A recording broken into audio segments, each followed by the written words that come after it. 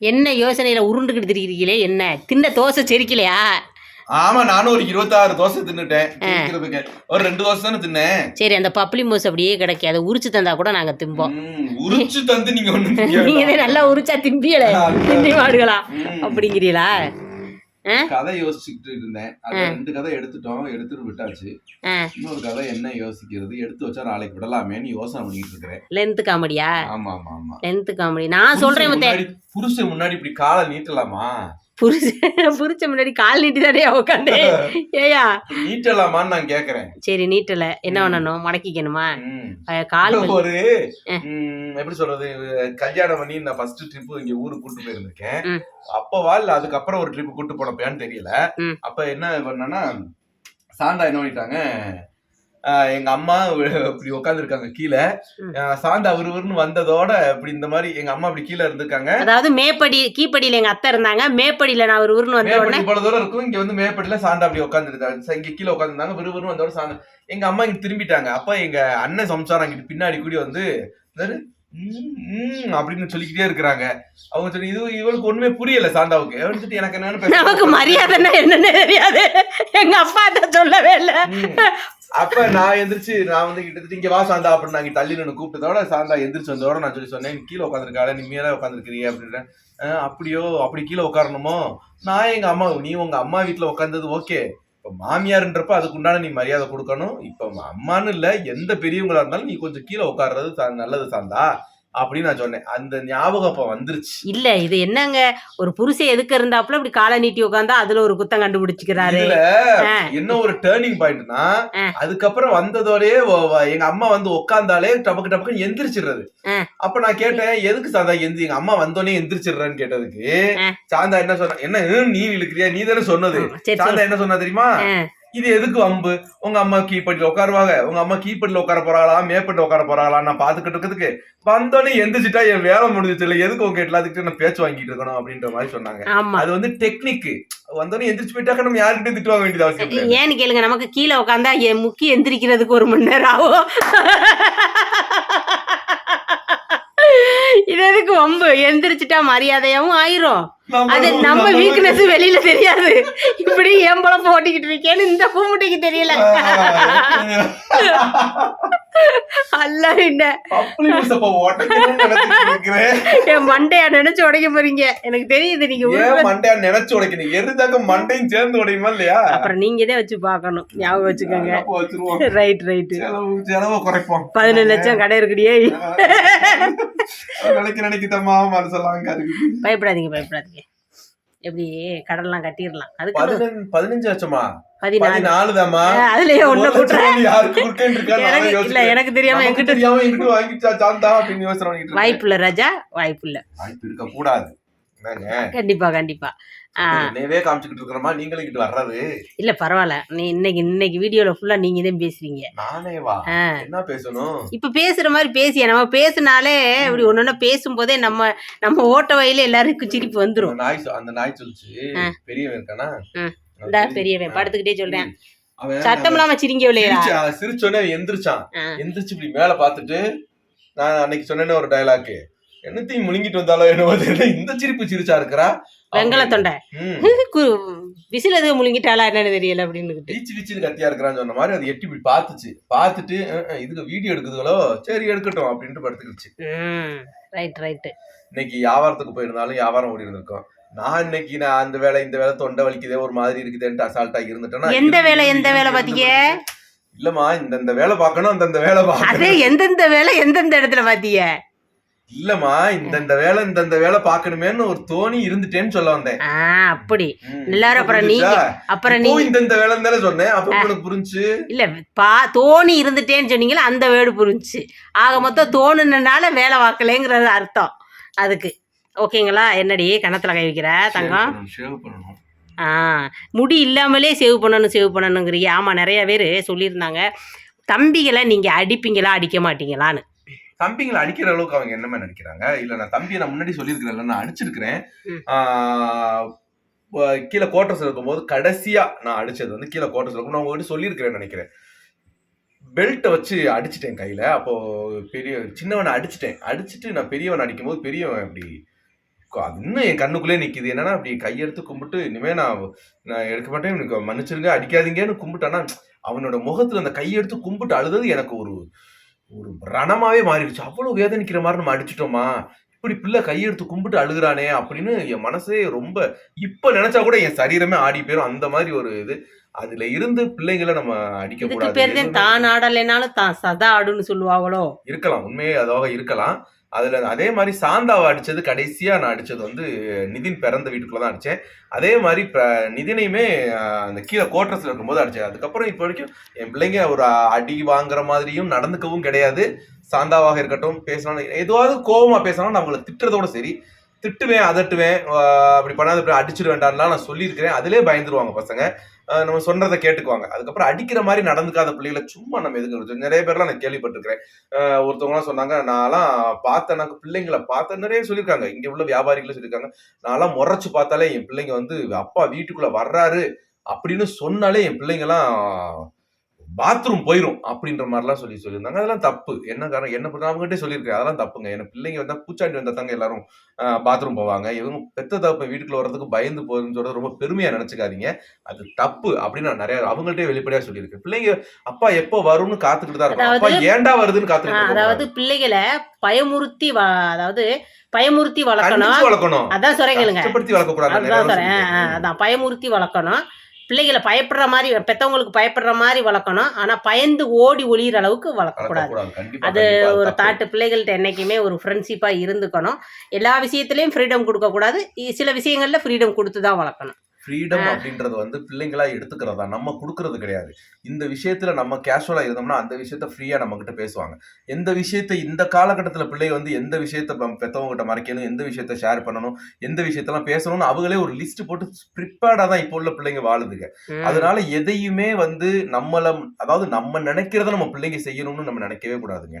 நம்ம இந்த அப்பா கிட்ட அந்த மாதிரிலாம் இருந்தோம், நம்ம அம்மா கிட்ட நல்ல ஜாலியா இருந்தோம், ஃப்ரெண்ட் ஏதாவது கேஷுவல் அந்த மாதிரி நம்ம பிள்ளைங்க இருக்கட்டும். அது சில பிள்ளைங்களோட கேரக்டர் அப்படியா இருக்கலாம், அமைதியாவே போற பிள்ளைங்களாவே இருக்கலாம். அது அவங்க கேரக்டர் வச்சுட்டு நம்ம அவங்க ஃப்ரீயாவே விட்டாலே வாழ்க்கையில அவங்க சூப்பரா இருப்பாங்க என்னைக்குமே. அதனாலதான் நம்ம அவங்க கிட்ட, நான் ஏற்கனவே சொன்னவங்கிட்ட இருக்கட்டும், இப்ப நீங்க பாத்துக்கிட்டு இருக்க உறவுகள் இருக்கட்டும், பிள்ளைங்களை வந்து ரொம்ப கோவப்படுத்தி நான் ரொம்ப கண்டிஷனா வளர்க்குறேன், நான் ரொம்ப கட்டுக்கோப்பா வளர்க்குறேன்னு பிள்ளைங்களை கஷ்டப்படுத்தி வளர்க்காதீங்க. அதுதான் நான் மெயினா சொல்லுவேன். அப்படி வளர்க்கவே கூடாது, ஜாலியா விட்டுதான் வளர்க்கணும். ஏன் நல்லா சந்தோஷமா பேசிக்கிட்டு இருந்தேன், நீ அப்படியே சைடு ட்ராக்ல இழுத்துட்டு போயிட்ட. நீ நான் இழுக்கலடி தங்கா, நீங்க டிராபிக் இது பேசும்போது போத்தி வச்சுட்டு கிடக்குது. நம்ம ஒரு வண்டியை போத்தி வச்சிருந்தோம்னாக்கோ வாங்கிட்டு வந்து போத்தி வைக்கிறான்னு சொன்னீங்களே, இங்க இருங்க இதுவும் போத்தி கிடக்குது.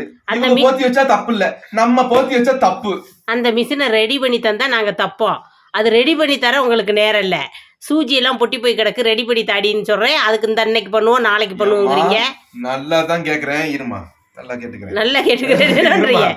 நீ இப்படி உட்காந்து தைக்கிறால அந்த ஊசியை எடுத்து அதுக்குள்ள அப்படி கோர்த்து தைக்க கூடாதுன்னு உடஞ்ச ஊசியை நானே கழட்டி நானே வச்சுக்கிறியா? உடஞ்ச சூஜினா நாங்க மாட்டிக்கிருவோம். மிஷினே டேமேஜ்ல தான் இருக்கு, அதை நீங்க தான் பாப்பீங்க. மிஷினே டேமேஜ் ஆயிருந்தா மாத்த முடியாதுல்ல, அதத்தையும் சொல்லிக்கிட்டு இருந்தேன். இருங்க நானும் அந்த பக்கம் வந்துக்கிறேன்.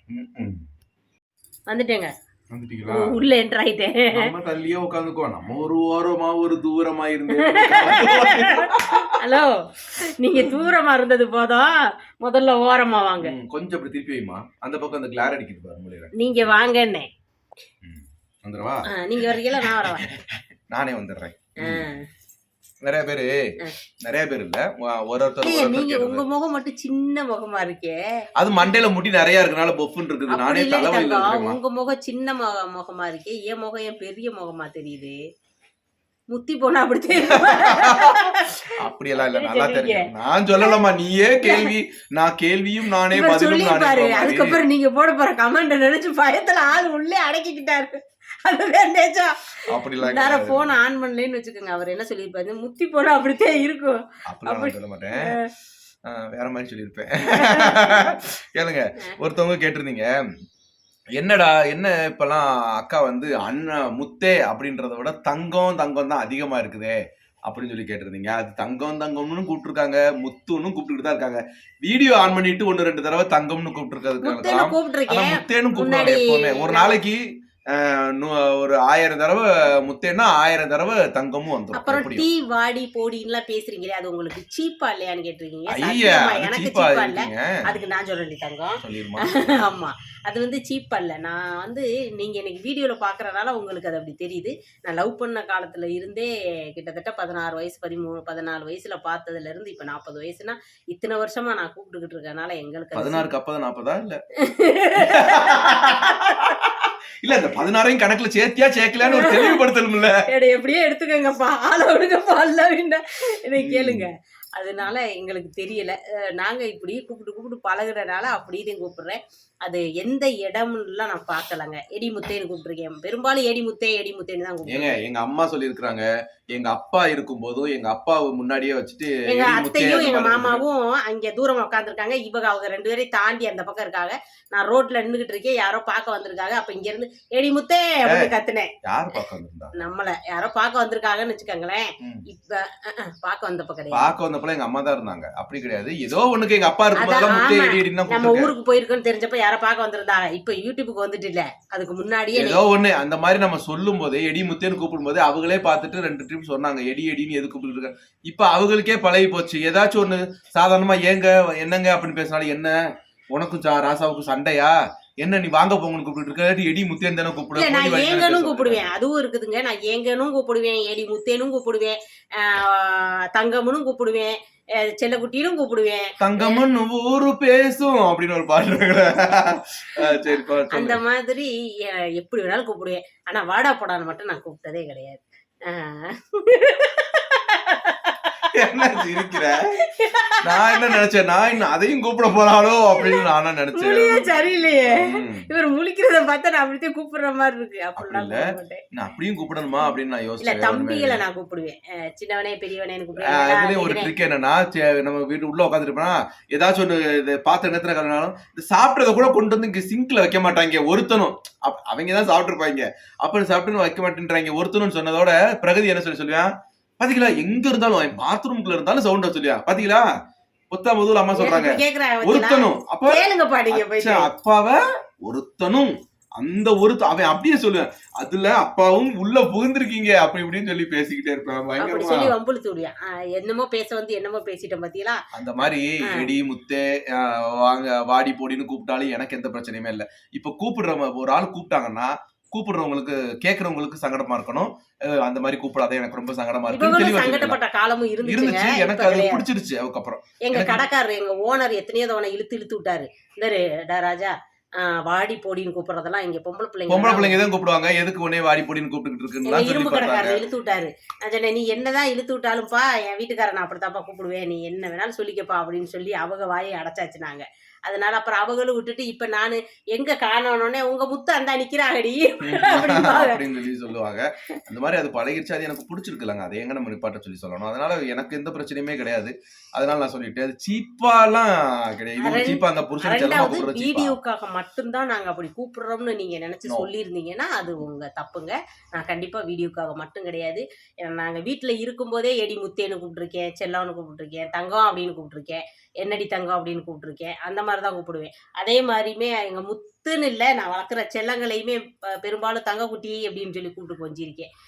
பிள்ளைங்களா இருக்க எல்லாருமே அப்படித்தான். இன்னொரு விஷயம் வந்து என்னன்னு கேட்டீங்கன்னா, காட்டுக்குள்ள வீட்டை கட்டியிருக்காங்களே அவங்களுக்கு எல்லாம் பயமாவே இருக்காதா அப்படின்னு சொல்லி கேட்டிருந்தீங்க. நாங்க காமிச்சது வந்து ஒரு பக்கம். இந்த பக்கம் வந்து இங்க பெரும்பாலும் கேரளாவில் அதிலும் பிரத்யேகமா வயநாட்டுல என்னன்னு சொல்லி கேட்டீங்களாக்க 1 ஏக்கர் இடம் வாங்கியிருந்தாலும் சுத்தி காப்பி தேயிலை இந்த மாதிரி ஏதாவது ஒண்ணு நிறைய விவசாயம் மாதிரி பண்ணிட்டு நடுக்க வீட்டை கட்டிட்டு குடியிருப்பாங்க. நாங்க போன உள்காட்டுல சொல்றேன் நானு. இப்ப நம்ம இருக்கிறது வந்து டவுன் ஏரியா தான். இது இந்த பக்கம் திரும்பினா எங்களுக்கு காடா இருந்தாலும் இந்த பக்கம் ஃபுல்லா இது நம்ம ஒரு 1000 வீடு இந்த பக்கம் இருக்குன்னு வச்சுக்கலாம். 1000 வீடு இல்லைனா ஒரு 500 வீடு இருக்கும். 500-600 வீடு இருக்குது. அதுக்கு நடுவுல தான் நம்ம இருக்கிறோம். ஆனா நாங்க போற உள்காட்டுல போற ஃபாரஸ்ட் பக்கத்துல போற ஏரியாலாம் 1 ஏக்கர் 50 சென்ட் 60 சென்ட் வாங்கி வச்சுக்குவாங்க.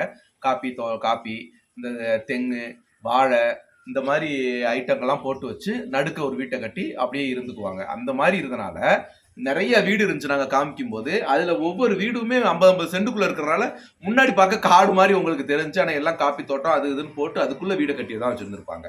அதை காமிக்கிறதுனாலதான் உங்களுக்கு பெரிய ஃபாரஸ்ட் மாதிரி தெரிஞ்சு. அதுக்கு ஆப்போசிட்ல நாங்க காமிச்சது எல்லாமே ஃபாரஸ்ட் தான். பெரிய ஃபாரஸ்ட், யானை ஃபாரஸ்ட் தான் இருந்துச்சு. அது வந்து இது வரைக்கும் அவங்களுக்கு இது வரைக்கும் எந்த ஒரு அசம்பாவிதமும் வரல. ஆனா யானை சல்லியம், குரங்கு, இந்த மாதிரி நிறைய வனமிருகங்களுடைய சல்லியம் இருக்கத்தான் செய்யுது. இருந்தாலும் அது ஆதி காலத்துல இருந்தே அவங்க அதுலயே இருந்து வளர்ந்தனால அதை பெருசா எடுத்துக்கிறது இல்லை. அதுக்கு உண்டான ரெஞ்சு கம்பி அது இதுன்னு ஃபாரஸ்ட் ஆஃபீஸ் தரப்புல தான் உங்களுக்கு பாதுகாப்பு கொடுத்துக்கிட்டு தான் இருக்கிறாங்க. அதனால பிரச்சனை ஒண்ணுமே இல்லை. ஒண்ணு. இன்னொன்னு என்னன்னு கேட்டாக்க, டீ வந்து எவ்வளவு, இங்க வந்து 15 ரூபா டீ, இங்க அங்க எவ்வளவு டீ அப்படின்னு கேட்டிருந்தீங்க. டீ வந்து எங்களுக்கு வந்து இங்க 12 ரூபா. அதே மாதிரி டீக்கு கடி ஏதாச்சும் நம்ம வாங்கினோம்னாவும் அதுக்கும் 12 ரூபா தான். ஒரு 24 ரூபா இருந்துச்சுன்னா ஒரு டீயும் ஒரு கடி ஏதாச்சும் சாப்பிட்டு வந்துடலாம். அந்த மாதிரி சுச்சுவேஷன் தான் இங்க இருக்குது. அப்புறம் இன்னொரு விஷயம் வந்து ஒரு முக்கியமான விஷயம் என்னன்னு கேட்டாக்க, அக்கா 2 பேருமே, அண்ணனும் 2 பேர் அக்காவும் தனித்தனியா வியாபாரத்துக்கு போகும்போது அக்காவுக்கு ஏதாவது ஒரு அசம்பாவிதங்களோ ஏதாவது ஒண்ணு நடந்து இருக்குதா, அதை உங்களால சொல்ல முடியுமா? அந்த மாதிரிலாம் கேட்டீங்க. அசம்பாவிதம் அந்த மாதிரிலாம் எதுவும் நடக்கவே கிடையாது. எப்படி சொல்றது, ஒரு எப்படின்னா குளம்னு இருந்துச்சுன்னா வலை வீசுறவங்க நிறைய பேர் இருப்பாங்க, இல்ல தூண்டி போட்டு பாக்குறவங்களாவது நிறைய பேர் இருப்பாங்க. ஒண்ணுக்கு 2 பேராவது இருப்பாங்கன்னு வச்சுக்கோங்களேன். தூண்டி பாட்டு பாக்குறவங்க குளம்னு இருந்தா அப்ப அதுல மீன் மாட்டினா மாட்டினதுதான். அந்த மாதிரி தான் தூண்டி போட்டு பார்த்தவங்க இருக்காங்க. அதுல நான் மாட்டலை, அவ்வளோதான் வித்தியாசம். நம்ம தான் பெருசா மாட்டியிருக்கோமே ஒன்று, இதை மாட்டுறதுக்கே நம்மகிட்ட பாடு பெரும்பாடா போச்சு அப்படிங்கிறனால திருப்பி லேடிஸ்ன்னு இருந்தாலே ஒன்று கிண்டல் பண்ணி பார்க்குறது, கேலி பண்ணி பார்க்குறது, நமக்கு மடியுமான்னு யோசிக்கிறது தானே நிறையா ஆண்களோட வேலைகளாக இருக்குது. நிறையா, எல்லாருமே கிடையாது, அதையும் சொல்லிட்டேன், நிறையான்னு இதுக்கு சொல்கிறேன். சிலர் அதில் ஒரு சில பேர் தான் அப்படி. அது எல்லா ஊர்லேயும் இருக்குது, லாங்குவேஜ் மட்டும்தான் வேறையா இருக்கும். அப்படி தான் எனக்கு ஒரு சம்பவம் நடந்துச்சு. அது இப்போ கிடையாதுங்க, கல்யாணம் பண்ணி அந்த புதுசில். இப்போ கண்ணு தெரியும்ல நிறைய பேருக்கு, அதனால இப்போ உள்ளவங்களுக்கு கண்ணெல்லாம் தெரியும், அதனால அவ்வளோ சீக்கிரம். அது என்னன்னா, ஒரு வியாபாரத்துக்கு இந்த மாதிரி போகும்போது முன்னாடி தனித்தனியாக தானே போவோம். நாங்கள் ஒரு வண்டி இல்லை, இப்போ பஸ்ஸில் போகும்போது ஒரு இடத்துல இறங்கிக்குவோம். 2 பேரும் சேர்ந்து பாத்திரத்தை, அடுக்கி வச்ச பாத்திரத்தை தனித்தனியா எடுத்து வச்சுக்கிட்டு, நான் இந்த பக்கத்துல போய் இப்படி சுத்தி அங்கே வந்துடுவேன், நீ இந்த பஸ்ல சுத்தி அந்த பஸ்ல வந்து 2 பேரும் சேர்ந்து சேர்ந்துச்சு வியாபாரத்தை ஏற்றிட்டு வந்துருவோன்ற மாதிரி தான் போவோம். அப்படி போகும் பட்சத்துல வந்து சாந்தா வியாபாரத்துக்கு போற நேரத்துல வாடிக்கையா போற வீடுதான் இம்பிட்டுக்கும். ரொம்ப வாடிக்கையா அத்தனை வருஷமா போய்கிட்டு அவங்க அம்மா இருக்கிட்ட தான் நம்ம வியாபாரம் வாங்குறது. அப்ப வந்து அவங்களோட பையன் இருந்திருப்பாங்க. கொஞ்ச நாள் ஒரு 2-3 டைம் பார்த்துருப்பேன்னு நினைக்கிறேன். ஒரு டைம் வந்து அவங்க சம்சாரம் எல்லாரோட இருந்தாங்க. மறு டைம் போகும்போது அவங்க சம்சாரம் வந்து இறந்துட்டாங்க. அப்போ பிள்ளைங்க மட்டும் இருந்துச்சு. அவங்க வீட்டில் அப்புறம் பார்த்தா வெறும் பொம்பளை ஆளுங்கெல்லாம் வேலைக்கு ஆகிட்டாங்க. அம்மா தனியாக போயிட்டாங்க, வேறு பையன் வீட்டுக்கு போயிட்டாங்கன்னே வச்சுக்கோங்களேன். பக்கத்துலேயே தான். அப்போ நான் எப்பவும் அம்மா இருக்கிற தோதுக்கு அந்த வீட்டுக்கு போய் அம்மா இருக்காங்களான்னு கேட்டேன். அப்போ வேறு பொம்பளை ஆளுங்க வந்து கேட்டாங்க, இல்லை அம்மா தனியாக போயிட்டாங்க அப்படின்னு சொல்லி. அப்படித்தான். அப்படி சொல்லும்போது அவங்க சம்சாரம், அந்த அக்கா எங்கன்னு கேட்கும்போது அவங்க இறந்துட்டாங்கப்பா, அந்த மாதிரி நெஞ்சு வேதனையில் இறந்துட்டாங்கன்னு. எவ்வளோ நாளாச்சு, நான் தான் ஒரு ஊருக்கு போனால் 6 மாதம் 8 மாதம் 1 மாதம் ஆயிடுதே, அப்படி கேப்பு விட்டு போனனால எங்களுக்கு தெரியலை. அது அந்த டைமில் எனக்கு அது ஒரு நியூஸ் கேள்விப்பட்டேன். கேட்டதும் பார்த்தீங்கன்னா, ஒரு பொண்ணு தான் வந்து அவங்ககிட்ட கேட்டிருக்கு. என்னன்னா, அந்த வீட்டில் 4-5 பொண்ணுங்க வேலை பார்த்துருந்துருக்குறாங்க. வேலை பார்த்த பொண்ணு வந்து, ஒரு பொண்ணு வந்து இவருன்னு வந்து ஃப்ராங்கா சொல்லணும்னா, ஏமா ஒரு நாளைக்கு நீ எவ்வளோ இந்த மாதிரி வியாபாரம் பார்த்து எவ்வளோ சம்பாதிப்ப அப்படின்னு சொல்லிட்டு, ஒரு நாளைக்கு எங்களுக்கு 500 கிடைக்கும் 600 கிடைக்கும் அப்படின்னு சொல்லி சொன்னதோட, 1000 ரூபா அந்த வீட்டுக்கார்ட்ட வாங்கி தரேன், அதை வச்சுக்கோ, 1000 ரூபா செலவுக்கு, அந்த மாதிரி சொல்லி இருந்திருக்காங்க. கேட்க சொன்னாரு, நான் கேட்டேன், உனக்கு விருப்பம் இருந்தா ஓகேமா அப்படின்னாங்க. ஏங்க இதை நீங்கள் உங்கள் பிள்ளைய பார்த்து கேட்பீங்களா? உங்கள் பிள்ளை அந்த இடத்துல இருந்துச்சுன்னா நீங்கள் செய்வீங்களா? இப்போ நீங்களாம் இந்த வீட்டில் வேலை பார்க்குறீங்களே, நீங்களாம் அப்போ அட்ஜஸ்ட் பண்ணி தான் வேலை பார்த்துட்டு இருக்கீங்களா? இதுக்கு இப்படி அட்ஜஸ்ட் பண்ணணும்னா எதுக்கு வீட்டு வேலைக்கு போகணும், எதுக்கு பாத்திரம் தூக்கணும்? சரி, நல்லா சோக்கா வேலையை பார்த்துக்கிட்டு அந்த வேலைக்கு மட்டும் போயிட்டு வந்தால் பார்த்தாதா? இந்த வேலைக்கு போக வேண்டிய அவசியம் இல்லையே. நான் இந்த மாதிரி கிடையாது, உங்கள் வீட்டு பழசு வேண்டாம், இந்த மாதிரி வார்த்தையை பேசாதீங்கன்னு குணமாக தான், ரொம்ப கோமாவும் பேசலை, இதுவும் பேசலை. ஏன்னா 10 பொம்பளையா இருக்காளுங்க, பிடிச்சி நறுக்கி கொண்டு போட்டாலும் போச்சு. அதனால என்ன பண்ணேன்னு லாஸ்ட்டில் நம்மளை களவாணி பட்டம் கட்டினாலும் கட்டிடுவாளுங்க. ஒரு ஆள் சொல்கிறத விட 10 பேர் சேர்ந்து சொன்னால் வேகமாக ஏற்றுக்கப்படும். அதுங்கிறனால அதை நான் சூக்க அந்த இடத்துல கையாண்டுட்டு, நான் அந்த மாதிரி ஆள் கிடையாதுங்க, நாங்கள் கஷ்டப்பட்டாலும் கஞ்சி குடிச்சுக்கிறோம், இந்த மாதிரி இருக்கிறவன்னு எங்களுக்கு அவசியம் இல்லைன்னு சொல்லிட்டு தெளிவாக வந்துட்டேன். உடனே அவங்களும் மன்னிப்பு கேட்டாங்க, அந்த செகண்டே மன்னிப்பு கேட்டாங்க. அந்த வீட்டாலும் அவங்க போய் சொல்லிருப்பாங்க போல இருக்கு. அவங்க நடந்து வந்தோடனே அவர் ஓடி வந்து எதுவும் நினைச்சுக்காதீங்க, எதுவும் நினைச்சுக்க, இதை இதோட மறந்துருங்க, எனக்கு தோணுச்சு, நான் கேட்க சொன்னேன், அது இதோட முடிச்சுக்குவோம் சாரி மன்னிச்சிருங்கம்மா அப்படின்னு சொல்லிட்டாங்க. அதுக்கப்புறம் நான் இப்போ வரைக்கும் அந்த வீட்டு சைடு போனேன்னா வியாபாரத்துக்கு, அந்த வீட்டை பார்த்தாலே எனக்கு இந்த கொஸ்டின் மார்க் தான் ஞாபகத்துக்கு. பொதுவா அப்படித்தானேங்க. நல்லது ஒருத்தவங்க பண்ணாங்கன்னாக்கா அவங்க பண்ண நல்லதுதான் நமக்கு தோணும் அவங்கள பார்க்கும் போதெல்லாம். ஒருத்தவங்க கெட்டது பண்ணாங்கன்னாக்கா அவங்க பார்க்கும் போதெல்லாம் நமக்கு அந்த கெட்டதுதான் நமக்கு தோணும். ஐயோ இவங்க இப்படி பண்ணிட்டாங்களா இப்படி பண்ணிட்டாங்களா, அது மனிதனுடைய இயல்பு. அப்படி ஆனா அப்ப வந்து என்கிட்ட அன்னைக்கு சொல்லவே கிடையாது. என்னன்னா ஒரு ஒரு திருப்பி அடுத்த ட்ரிப் அந்த பக்கம் போகும்போது இந்த வீட்டுல வியாபாரம் இருக்குது எப்பவும் தர்றவங்க தானே நம்மகிட்ட கேட்போமா அப்படின்னு சொல்லி கேட்டப்பதான் இவங்க ஒரு வார்த்தை சொன்னாங்க. இந்த வீட்டுல எவ்வளவு வியாபாரம் இருந்தாலும் நமக்கு வேண்டாம், இங்க போக கூடாது, அது ஒரு மாசமா பேசுற அப்படின்னு சொன்னது. அப்பதான் அந்த விஷயத்த நீ முன்னாடி ஏன் சொல்லல அப்படின்னு கேட்டதோட இது எதுக்கு நம்ம சொல்லிக்கிட்டு இது எதுக்கு நம்ம மன்னிப்பு கேட்டுட்டாங்க அப்புறம் ஏன் நீ எடுக்க மாட்டேங்கிறானே. என்னதான் மன்னிப்பு கேட்டாலும் நம்மள ஒரு நேரமாவது ஒரு செகண்ட் நாள் தப்பான கண்ணோட்டத்துல பார்த்தவங்க தானே திருப்பி அதே மாதிரி தான் பார்ப்பாங்க. அதனால நமக்கு அந்த வியாபாரம் வேண்டாம்னு நான் சொல்லிட்டேன். அந்த வீட்டுக்கு நமக்கு இப்போ நம்மளை தப்பா நினைக்கிறாங்கன்னு தெரியிற இடத்துல நம்மயே இருக்கணும். மாறிட்டோம்னா பிரச்சனை இல்லை அப்படின்னு சொல்லி நான் மாறிக்கிட்டாச்சு. அதுக்கப்புறம் நம்ம அந்த பக்கம் போறதே நினைச்சுக்கேன். பொதுவாவே தனியா ஒரு வியாபாரம் நம்ம பொதுவாக எல்லா வியாபாரிகளா இருக்கட்டும், ஒரு வியாபாரம் இப்ப இந்த பாத்திர வியாபாரிகள் சார்ந்தா மட்டும் பொண்ணு கிடையாது. நிறைய பொம்பளை ஆளுங்க வியாபாரத்துக்கு போதான் இருக்காங்க, வேற வேற ஊர்ல இருக்கவங்களும் போதான் இருக்காங்க. அவங்களும் நம்ம வீடியோ பார்த்துக்கிட்டு தான் இருப்பாங்க. அவங்களுக்கும் சில அனுபவங்கள் இருந்திருக்கும். என்னன்னா இப்ப தனியா போறவங்க எல்லாத்துக்கிட்டையும் சீட்டி பாக்குற ஆண்கள் இருக்கத்தான் செய்வாங்க. சில ஆண்களுங்க எல்லாருமே அப்படின்னு நம்ம சொல்லவே முடியாது. ஏன்னா இந்த காலம் அப்படி போய்கிட்டு இருக்குது. அதனால பச்சிலம் மாறாத குழந்தைகளையும் சரி, அந்த குழந்தைகளையும் சரி, சாக கிடக்கிற வயசான முதியோர்களை கூட இப்ப விட்டு வைக்காத ஆண்கள் சில ஆண்கள் இருக்கத்தான் செய்யறாங்க. அதனால நான் சொல்றேன், அந்த மாதிரி இருக்கும் பட்சத்துல எல்லாருமே ஒரு ஒத்தையில இருந்து கஷ்டப்பட்டு நான் என் பிள்ளைகளை வளர்த்து நான் முன்னேறி வந்துட்டேன்னு சொல்றவங்களை வந்து நம்ம சல்யூட் பண்ணி தான் நம்ம வரவேற்கணும், பாராட்டணும். கடந்து வந்திருக்காங்களே நினைக்கும் போதே ஒரு பெரிய அவங்க மேல ஒரு மதிப்பு கண்டிப்பா வரணும். என்னன்னா காலம் இப்படி இருக்கிற பட்சத்துல நான் ஒத்தையில இருந்து நான் என் பிள்ளைங்களை வளர்த்துட்டேன், நான் கௌரவமா வளர்த்துட்டேன் அப்படின்னு சொல்லும் போது அது அவங்க காலரை தூக்கிட்டு சொல்லலாம். அது ஒரு ஆண் ஒத்தையில இருந்து வளர்க்கறது பெரிய விஷயம் இல்லைங்க. எப்படியும் வளர்த்துடலாம். ஏன்னா ஆணுக்கு வந்து ஒரு பெரிய ஒரு அசிங்கமோ ஒரு ஒத்தையில இருந்து வளர்த்தான்ற ஒரு அவச்சொல்லோ எதுவும் சொல்ல மாட்டாங்க. அதே ஒரு பொண்ணு ஒத்தையில இருந்து ஒரு பிள்ளைங்களை வளர்த்து ஒரு வாழ்க்கையில ஜெயிச்சுட்டாக்க பல தடைகளை பல போராட்டங்கள் பண்ணி தான் வந்திருக்க வேண்டிய வாய்ப்பு சூழ்நிலை வரும். அப்படின்னும் போது நம்ம அதை அவங்கள கேவலப்படுத்தலைன்னா, ஒரு கேவலப்படுத்தாம அவங்கள பாராட்டலைனாலும் கேவலப்படுத்தாம இருக்கணும்ன்றதை தான் நான் மெயினா சொல்லிக்கிறேன். அந்த அப்படி இருக்கவங்களும் இருக்காங்க. இன்னொரு நல்ல விஷயம் எனக்கு நடந்திருக்கு இதே வியாபாரத்துல. நான் எப்படி சொல்கிறது, நான் வியாபாரம் எடுக்க போயிருக்கேன். ஒரு கம்பியை தாண்டி தான் அந்த இரும்பு எடுக்கணும். கம்பி எடுக்கும்போது எனக்கு அப்போ சேலை தான் கட்டி போவேன். இப்போ தான் சுடி அந்த சேலை கட்டும்போது கிழிச்சிருச்சு. அந்த பக்கத்து காலை தூக்கி போட்டால் அங்கே இது தொட வரைக்கும் தெரியும். அப்போ என்ன செஞ்சுட்டாங்க, அந்த டீச்சர் இல்லை, சார் என்ன பண்ணிட்டாங்க, தங்கச்சி நீ அந்த பக்கம் திரும்பி, நான் போயிடுறேம்மா, நீ மெல்ல அந்த பக்கம் திரும்பிடு, நான் போய் அம்மா வர சொல்கிறேன்னு சொல்லி ஒரு 1/2 கிலோமீட்டர் நீ அப்படியே உட்காந்துருமான்னு சொல்லிட்டு 1/2 கிலோமீட்டர் கீழே பைக் எடுத்துகிட்டு போய் அவங்க அம்மா வர சொல்லி இந்த பக்கம் என்னை கையை பிடிச்சி தூக்கி விட்டா. அந்த மாதிரி நல்ல உள்ளங்களும் இருக்காங்க. அதுதான் எல்லாரும் ஒரு மாதிரி இல்லை. 2 குடும்பத்தையும் நான் என்ன யோசிக்கும் போது எனக்கு நல்லதும் நடக்குது, கெட்டதும் நடக்குது. அதுதான் சொல்கிறேன், எல்லாருமே எல்லா விஷயத்துலையும் கடந்து வந்தவங்க தான். இப்போ நாங்கள் சொன்ன மாதிரி ஓப்பனாக எல்லாரும் சொல்லியிருக்க மாட்டாங்க. நாங்கள் சொன்னது எங்களை டேமேஜ் பண்ணுதா நல்லா வசத்துதான்லாம் எங்களுக்கு தெரியாது. நமக்கு நடந்த அனுபவத்தை சொல்லியிருக்கோம். இதை வந்து நிறைய பேர் கேட்டிருந்தாங்க, ஒத்தையில நீங்க வியாபாரத்துக்கு போயிருக்கீங்க அக்கா, பல விஷயங்களை நீங்க ஷேர் பண்ணியிருக்கீங்க, நிறைய இந்த மாதிரி நடந்திருக்கு, அந்த மாதிரி உங்க வாழ்க்கையில அனுபவங்கள் நடந்திருக்கான்னு சொல்லி சொன்னாக்க எல்லாருக்கும் நடந்திருக்கோன்றது அந்த ஒரு காரணத்துக்காக தான் ஒரு ஒரு நம்ம கிட்ட நடந்த ஒரு அனுபவத்தை நம்ம வெளியில சொல்றோம். அப்படின்னா இந்த மாதிரி எங்களுக்கு நடந்திருக்குது, நீங்க கொஞ்சம் பாதுகாப்பா இருங்க அப்படின்னு நீங்க தெரிஞ்சுக்கணுன்றதுக்காக தான் சொல்றது. அதை வச்சு கேலி கிண்டல் பண்ணி ஒரு கமெண்ட்டை போட்டு கேவலப்படுத்தணும் அப்படி நீங்க எங்களை கேவலப்படுத்தணுன்றதுக்காக நம்ம சொல்ல மாட்டோம். இல்ல நீங்க அதாவது இப்ப நம்மளை பிடிக்காதவங்க என்ன கமெண்ட் போட்டாலும் எனக்கு அதை பத்தி கவலை கிடையாது. ஏன்னு கேட்டா நான் யாரு, நான் எப்படி வாழ்ந்தேன், எப்படி இருக்கேங்கிறது எனக்கு இங்கே தெரியும், அங்கே தெரியும், இங்கே தெரியும். பாக்கி எவருக்கும் நான் இப்படித்தானு ப்ரூவ் பண்ண வேண்டிய அவசியம் இல்லை. இருந்தாலும் நீங்கள் கேட்டதுக்கு இப்படிலாம் நடந்து வந்திருக்கு, இப்படி கடந்து வந்திருக்கோம். இதே மாதிரி நிறையா பேருக்கு அனுபவங்கள் இருக்கலாம், சொல்லாமல் மறைக்கலாம். நாங்கள் சொல்லக்கூடிய ஒரு சந்தர்ப்பம் வந்தனால சொன்னோம், அவ்வளோதான். மற்றபடி ஒன்றும் கிடையாதுங்க. ஸோ தப்பாக பேசியிருந்தா மன்னிச்சிருங்க, மறந்துடுங்க, மைண்ட்ல இருந்து விளக்கிருங்க. என்ன நீ மூட விட்டுட்டேன்? இல்லைம்மா, நீ தான் வழக்கம் போல சொல்கிறத சொல்லிக்கிட்டு இருக்கிறியா? சரி ரைட்டு சொல்லட்டும் அப்படின்னு சொல்லிட்டு நான் முடிச்சுட்டு நான் ஷேவிங் எல்லாம் பண்ண வேண்டிய இருக்கு. மழை வர மாதிரி வேறு இருக்குதுங்க. சரி ஓகேங்க, நாங்களும் கிளம்பட்டுமா? ஓகேங்க, பாருங்க, பத்திரமா இருங்க. பாய்.